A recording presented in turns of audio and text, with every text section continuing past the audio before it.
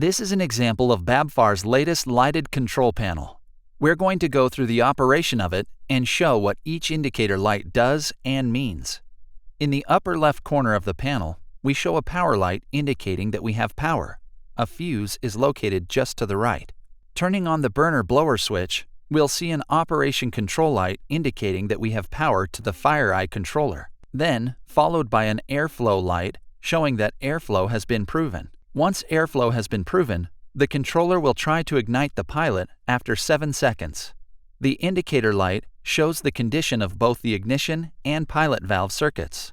Once the scanner sees the flame, it will drop ignition and go on to main flame. At this point, it's on main flame, working towards the operating temperature set by the discharge temperature control. After a minute, the pilot gas valve will shut off. Once the pilot gas valve is shut off, it is running normally. We have two options here on the panel as well. One is a heat select, and the other one is a thermostat bypass. The indicator light shows an out of normal operation condition. The heat select switch provides an option of either high or low heat. This gives the customer the flexibility to drop the temperature down to a preset constant low temperature output without sacrificing pressurization of the building. The red indicator shows that it's in the low position and out of normal operation. When the switch is turned onto the high position, it'll go back up to the desired temperature of 225 degrees, set by the temperature discharge control, and the indicator light will go out. The second option is a thermostat bypass switch, which allows us to use it as a troubleshooting tool for the customer when determining whether a thermostat is faulty or not. This will save us on service calls. If a thermostat is thought to be faulty, the customer can easily bypass the thermostat, shown by an indicator light, allowing the heater to operate without a thermostat. If there was a problem with the thermostat, this would allow the heater to run while the customer makes that repair. Next, with the heater running normally, we're going to simulate trouble lights, which can direct the customer to the proper reset in the event the heater stops running. First, we'll show a low or no gas pressure situation. In the event the gas flow is interrupted, the pressure switch trips and the trouble light comes on, showing that we have low gas pressure or no gas pressure. Notice we still have power and operation control indicator lights on. The heater will shut off and the gas pressure switch will need to be reset. Locate the gas pressure switch on the gas manifold. On this heater, it is located right in here. There's an LED inside indicating that the switch is tripped. In order to reset it, you'll need to push the red button through the plastic. You have to push it kind of hard and it'll start. If this fails to correct the problem, verify that gas pressure is present using a pressure gauge. It is useful to know that the gas pressure switch will trip and needs to be reset every time the gas flow has been interrupted. Next, we're going to simulate the burner relay tripping. By covering the scanner, we are able to simulate a no-flame condition. Once the fire eye controller loses flame, the gas valve shut off along with the main valve and flame indicator lights.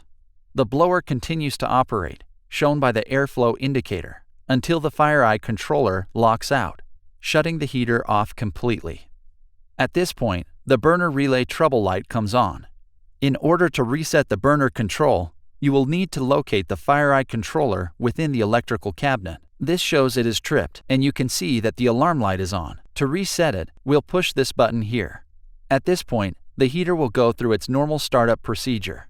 If the heater fails to light, it may be an indicator of a dirty or wet scanner, a restriction in airflow, or a faulty thermostat or component.